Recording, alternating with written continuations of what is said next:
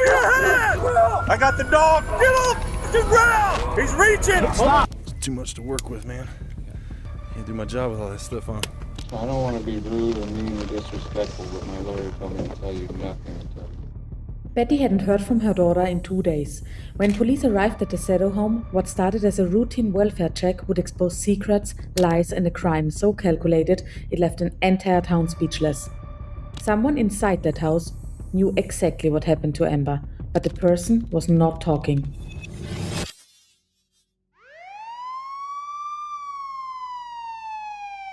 Betty hadn't heard from her daughter Amber in 2 full days. No calls answered, no messages returned. Fearing the worst, she dialed 911 and requested a welfare check at Amber's home on Milan Circle. When officers arrived, no parents answered the door, only Amber and Keith's young children, who calmly said their parents were gone and didn't know when they'd return. Officers immediately called Betty, who told them Amber's truck was still in the driveway, her phone was inside, and all her bank cards and important documents had been left behind. Betty also mentioned she had already walked to nearby Sunrise Park that morning, searching for Amber herself. Reasoning that you're not going to do something like that in your own home, she found nothing. When Betty and her husband Ronald arrived at the scene, she described Amber to officers a devoted, community-rooted mother who volunteered at her children's elementary school and served as treasurer of the parent organization. Everyone knew her as family first. That's what made this so alarming. Amber never just vanished, especially not without her phone, car, or children. Betty recalled the last time she saw her, Saturday afternoon, picking up the kids for the weekend. Amber had smiled and said, "Hope you feel better. See you tomorrow." Everything was completely normal. Betty acknowledged that Keith and Amber argued frequently, that Amber drank in the evenings, and that Amber had a known history of self-harm ideation and emotional struggles. But whenever things got bad, Amber always came to her parents' house. She never disappeared without a word. Then Betty handed officers a note she had found and copied. Written in Amber's handwriting, it read in part, "I haven't been the best wife. I deserve everything and all the horrible thoughts you think of me. Make sure my mom has to identify my body. Everyone would be better off without me." It looked like a suicide letter, but investigators were immediately unsettled. The tone felt too composed, too deliberate. And that specific line instructing her own mother to identify her body struck detectives as disturbingly cruel rather than heartbroken. It felt staged. Unable to enter without permission, officers used the children to reach Keith by phone. He gave immediate, full verbal consent without hesitation. Inside, Keith spoke openly. Their argument that Saturday night started over money, Amber had been managing their finances, but secretly stopped paying the mortgage for 6 months, despite receiving his full paycheck. But money wasn't their only issue. Amber had been seeing someone else for roughly 5 years, and the infidelity had fueled constant fighting throughout their marriage. During the argument, Keith took her car keys so she couldn't drive drunk. She slammed her phone on the floor, grabbed her purse, and walked out. He begged her to stay. They argued a little longer. Then he told her to sleep on the couch and went to bed. Importantly, he never actually saw her leave. He woke up Sunday morning around 9 or 10 a.m. to find the note on the coffee table. Keith also told officers that Amber threatening self-harm had been her go-to for 5 years, happening nearly every weekend. She'd disappear for a day or two and always return, usually ending up at her mother's house. His own kids had grown frustrated with him for repeatedly letting her back in. Then the officer asked the defining question, "Is there any chance you hurt her?" Is there any chance that you hurt her in any way? "I hope not. But yeah, there's a possibility. I don't remember." He admitted he had been blackout drunk, that things had turned physical between them before, and that most of that night was simply a blur. As officers searched the garage, they noticed it before they saw anything a heavy, unmistakable smell. The odor of decay. Inside a trash can sat a silver revolver. Beneath it, deliberately covered with debris and carpeting, was Amber's body. Gunshot wound to the head, hidden in her own garage like garbage. The rest of the house told the full story. Blood spatter on the kitchen walls, blood on the light switch, and heavy staining in the sink. Amber hadn't died in that trash can. She was shot inside the house. Someone had staged the entire scene. Betty's account then raised serious red flags. She had claimed to have checked that exact trash can earlier that same morning and seen nothing. Yet hours later, a body and a gun were sitting right there in plain sight. Her demeanour throughout remained strangely calm and casual for a mother standing outside her daughter's murder scene, oddly focused on the gun, rather than the full horror around her. Detectives noted that even Amber's own children briefly fell within the scope of suspicion before being ruled out. By the time forensic teams finished processing the scene, Keith had vanished completely. His phone was unreachable. No one knew where he was. A staged note, a hidden body, a blood-soaked kitchen, a blackout drunk husband who admitted he might have hurt her, a mother whose story about the trash can didn't hold up, and a woman devoted, loving, deeply present in her community and her children's lives shot and thrown away in her own home. Every family member was brought to the station for formal questioning. The truth of what happened inside that house on Milan Circle was finally about to come out. Where's Mom at? Which one is it? It's got to be up one more. It's this one, right? 7-9. 7-9's this one. All right. Sorry.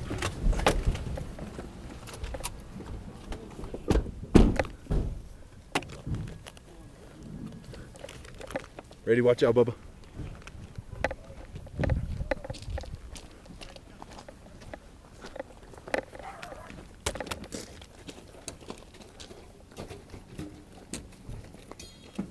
This sucks. Hold tight there. Yeah.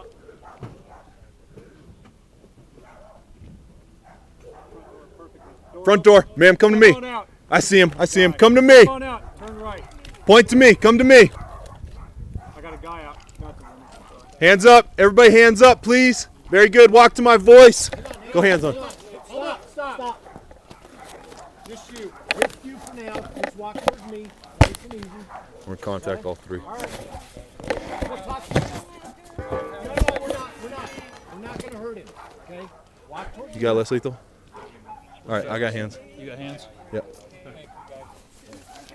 Cover him. No. You're good, bud. keep You're good. walking. You're Walk good. towards this guy. Very good. You're good, man. Very good. Very good. Very good. Right here. There you go.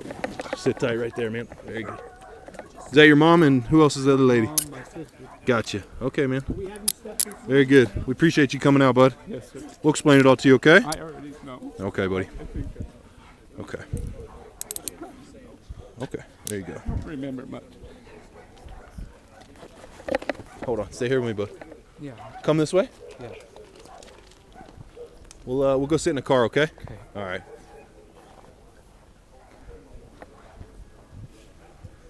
Get some AC on for you because it's hot.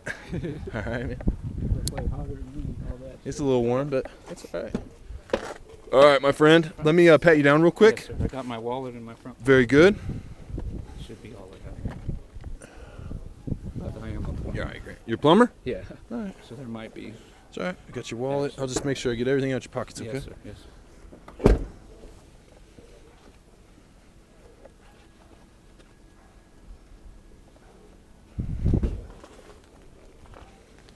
That's Oh. all numbers I'm gonna need. No problem. Separate your feet for me. You good? There you go. Fantastic. Let me kick them off. No, you're all right for now. Just make sure you don't got no boot knives or anything. I'm gonna just check the small of your back, bud. There you go. Very good. No knife there. Everybody's got a knife there, right? Especially plumbers. Make sure to take it off. Yeah. Good partner. I appreciate you coming out, man. I was waiting for you. Saw the commotion at my house. And didn't want to go All right. like that. Just sit tight for me. Don't move. Let me just get rid of this so I can check your boots, okay? I can kick them off for you if you want. It's too much to work with, man. Yeah. Can't do my job with all that stuff on. All right. Do me a favor. I'm just gonna check your boots. Yeah, If that's you right. want You just me want to to lean kick up against that. Yeah. If you could peel one off. Good. Very good. Let me just check you. Cool. I appreciate it.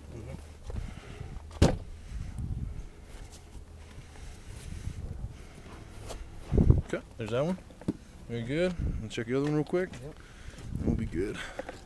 Yeah, I got you. Pull it. All right. Got you.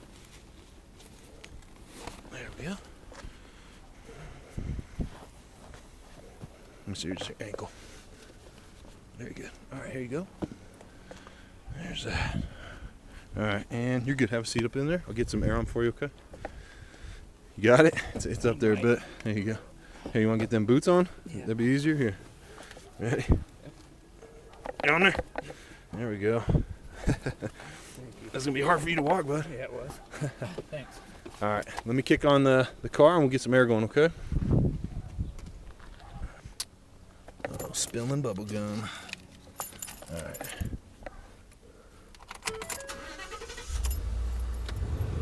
There we go. All right.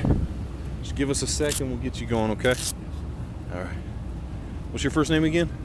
Keith, that's right. All right. Hey, dude, man, I'm Detective Sutton here. All right, thank you guys. With PD. You go by Keith.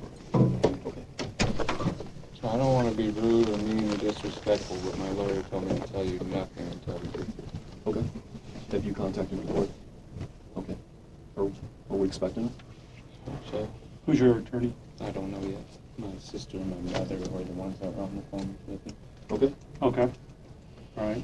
But that is what she relayed to me on my way out the door. She said not to say anything until I get there. Got it. Okay. So is that your wish, is not to talk to us? You have an attorney present? Yes, sir.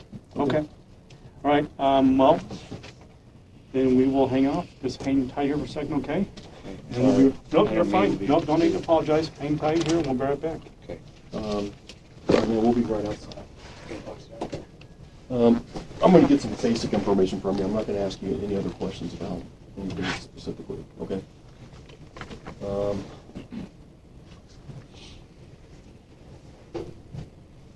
I know you've already answered this stuff, but just for the record, can I get your full name?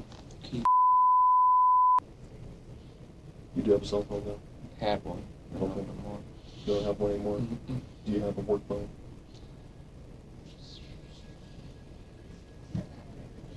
No, not without my phone. I don't know any of this information without my phone. Okay. You have a cell phone, you just can't remember the number? Correct. Okay. So you have a work phone, you can't remember the number? Correct. Okay. All right. And where do you work at? DC Plumbing.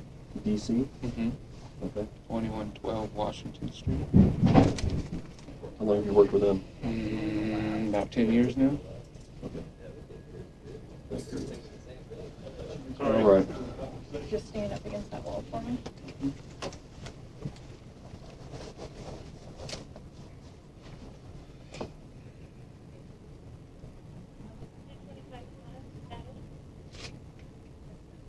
These gentlemen are going to walk you over to our jail. Okay? You're going to get booked. A first-degree murder. Okay? Just try to put your hands behind your back again for me, okay, bud? At the end, he was charged with second-degree felony murder and 2 counts of possession of a firearm by a restricted person.